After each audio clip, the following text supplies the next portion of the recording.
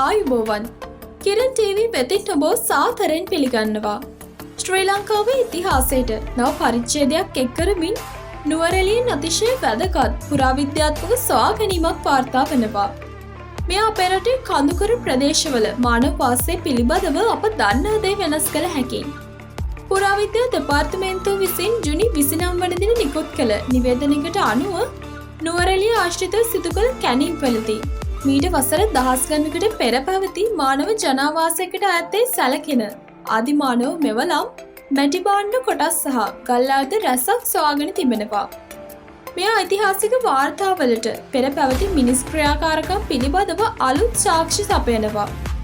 මේ සොයාගැනීම් සමගින් ශ්‍රී ලංකාවේ කඳුකරයේ ප්‍රාග් ඓතිහාසික මානව පැවැත්ම පිළිබඳව නව තොරතුරු හෙළිවන අතර ඒ දේශගුණික විපර්යාසවලට ඔවුන් මුහුණ දුන් ආකාරය පිළිබඳව වැදගත් තත්ත්ව සපයනවා.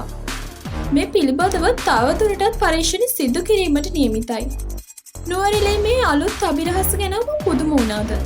මේ වගේ තවත් රහස් අපේ සැඟවිලා තිබෙනවද? කිරන් ටීවී සමග රැඳෙමින් මේ පුදුම ලෝකේ ගවේෂණය කරන්න.